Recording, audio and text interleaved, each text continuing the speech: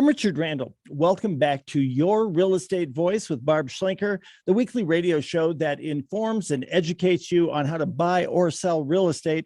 And it does it with Barb Schlinker, the owner of Your Home Sold, Guaranteed Realty. Now, Barb, we're back on the Your Real Estate Voice show, and you are the voice. You know that I've recommended you and your team for years. What are some of the top agent hiring mistakes that some would-be home sellers should make sure that they avoid? Well, Richard, not all real estate agents are the same. And if you do pick the wrong agent, it can cost you thousands of dollars. Unfortunately, most people only talk to one real estate agent and call it good before putting their home on the market. And many times it might be the agent that sold the home to them, which is fine if they're satisfied with them. But are they really the best one? Like I'm working with a client right now, and she goes, we have lots of friends that are real estate agents, and we did not want to mix friends with business because we've had problems with it before. So they wanted to get the best person for them that was not a friend or not a relative, because it could be awkward if the business deal goes sideways. So some of the things that you should focus on is, does the agent know the area? What is their marketing strategy? Do they solely market with the listing service, or is that enough? Does that mean that they actually hope that another agent has a buyer, or do they have buyers? Are they one of those agents we call post and hope? They take some pictures, throw it in a multiple listing service, and hope and pray some other agent has a buyer. So some of the hard questions that you should ask is, how many homes have they sold in the last quarter? How many homes have they sold in the last year? I did the research, and 81% of area agents sell 3 or less homes a year, and the less is in the majority. Wow. So most of them didn't even sell 3. Very, very few sold 2, and a lot more sold 1 or 0. My goodness. Another question that you should ask is, can you cancel your agreement if you're not satisfied? So there are some agents that will resist that and say, no, you can't fire me. You sign an agreement, blah, blah, blah. But, what happens to the relationship if they're not doing the job? And there actually is a provision in the state form that says that you can cancel your agreement if the agent is not performing according to what they had promised. Now, that's the key, is the state form that we have to use, that is the agreement to handle the sale, has very little in there about what the performance actually is going to be. So that's not what we do. We actually have an addendum to that called our VIP seller agreement, and we actually lay out everything that we're going to do for them to get top dollar. So if we miss on those, they can certainly cancel their agreement if they're not happy. Also, asking the right questions can help you avoid making those mistakes of hiring the agent that's not the right person. I get calls every week. Oh, my agent's not selling my home. I'm sitting on the market. I can't really give them advice because they're somebody else's client. But, if they decide to make a move, I'd like to talk to them. So I've actually got a report that you can order on my website that's called the 10 questions to ask before you hire an agent. If you go to barbhasthebuyers.com and you click on seller guide, that has all of our free reports in it, and you can download it for free, or you can give us a call at 719-301-3900. Now, here are some of the questions from that report. What is your success percentage in selling homes? Meaning, how many of the homes that you put on the market actually sold? And what is the average amount of time that your listings are on the market before they sell? Now, some of that, to be fair, is not necessarily in the agent's control. Like, let's say a home seller is determined to get X for a price, right? And they wait and they wait and they wait. And sometimes it works, sometimes it doesn't. But so occasionally it is definitely the seller's decision on where they're going to price a home, which could affect how long it sits on the market. But I will tell you from my own experience, a majority of people really don't want to have their home on the market month after month, showing after showing. People picking at their house, criticizing their house is just not a fun experience. You're better off introducing it to the market at the right price, attracting all the buyers in the buyer population in a relatively short amount of time so you get the most money.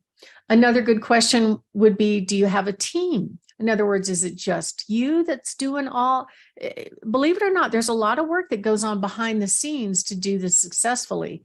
It's not just, hey, we'll take some pictures and slap it online and call it good. There's a lot more to it. We want to prepare for the photos. We want to make sure it's exposed to not just the listing service, but multiple media platforms so you get maximum exposure.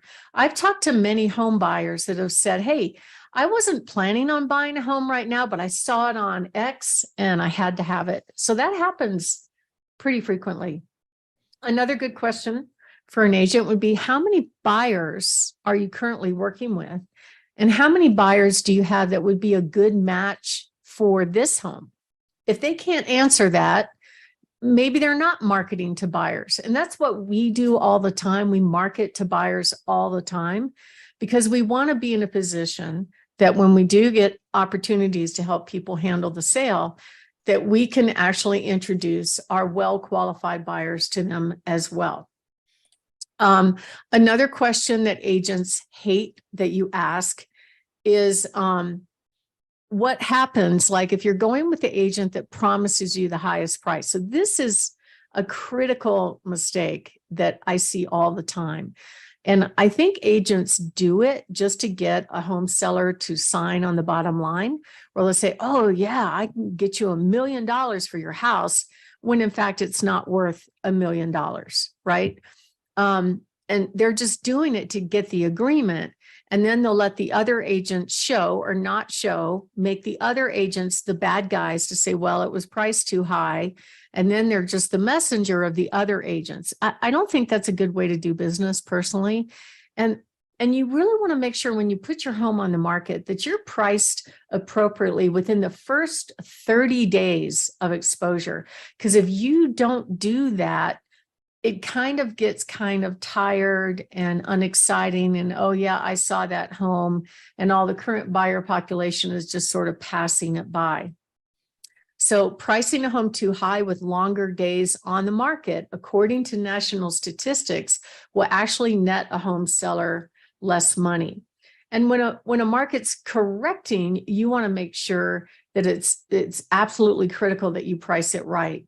And what's interesting to me right now, Richard, is that even though the market has corrected a little bit, it's not too substantial because the inventory is still low, okay?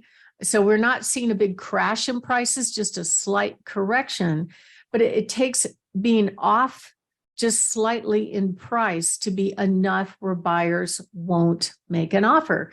They're afraid to make an offer if it's priced just slightly high, which is interesting. And I think that's just kind of fallout from the boom where everybody had to bid over asking price, and a lot of buyers don't want to be in bidding wars. A lot of buyers get frustrated. They want to be first in the door and have us reserve the house for them, even though they may not be the best buyer. We see that sometimes. But it just means that there is still low inventory. There is still a demand for homes. But when a buyer gets out there and gets ready to buy, they have to be prepared, because if they try to go make an offer contingent on their home selling that is not even on the market yet, most sellers are going to go, no, I'm sorry, you're not ready. And what I see there is a buyer that cannot buy. So it's not an advantage situation for a home seller to show their home under contract, because most buyers really don't know how the system works, right? If you take an offer contingent on a home selling, our local MLS rules require that we have to put that annotation in the status, but the status shows up on other websites like Realtor.com or Zillow as if they are no longer available. So the public assumes it's no longer available, but it actually is available. It's just that the first buyer that made an offer hasn't sold their house yet. So they can't perform. And it means the second buyer coming along could kick them out. Well, a lot of buyers don't know it. And the big surprise to me is a whole bunch of agents don't know it either. So it's not the strongest position as a home seller to be in.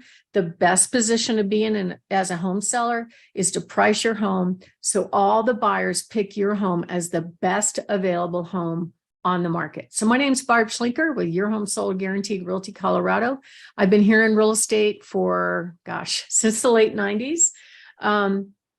And you don't want to make these mistakes. If you hire an agent that actually offers you a discounted commission, I've read articles that say that people that offer you a discount probably really don't save you money. In fact, they call it the big lie, because on balance, those home sellers net almost 3% less hiring a discount agent than they would hiring an agent that might charge a full fee, but they're creating enough demand that you get the most money when you sell your home. Richard? You're listening to Your Real Estate Voice. That's Barb Schlinker of Your Home Sold Guaranteed Realty, and she is the real estate voice. You can always reach Barb at 719-301-3900. And we're talking, Barb, about moving. What are some of the other top agent hiring mistakes that some home sellers make and they really should be avoiding? Well, going with the nicest agent, it's not really a criteria. It's just somebody that you like.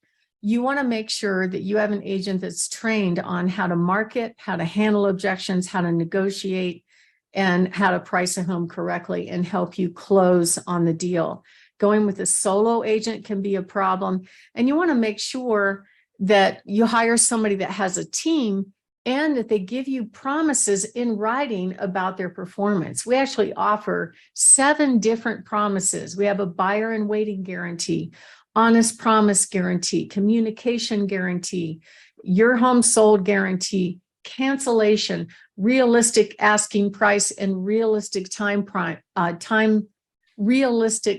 frame of selling your home guarantee. All of those guarantees we offer to our clients at no cost. That way they know exactly what they're going to get. They have certainty walking in the door that this process is going to go well for them and they're not going to have to do it over. So if you'd like to find our free report on my website, barbhasthebuyers.com, that's titled The 10 Agent Hiring Questions, go to barbhasthebuyers.com and click on free reports or give us a call at 719-301-3900. Richard?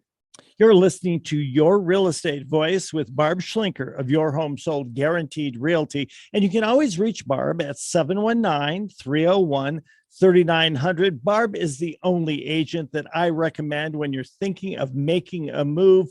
And here on the Real Estate Voice Show, you hear what Barb has to say about all of the various aspects of buying and selling. You can always watch the YouTube or listen to the podcast. Just go to barbhasthebuyers.com. You'll get a link there. We'll take a short break. When we come back, we're going to be talking about how to find the perfect home before you sell your current home. Plus, we'll be talking about Barb's hot new listings up and down the Front Range. You don't want to miss any of that.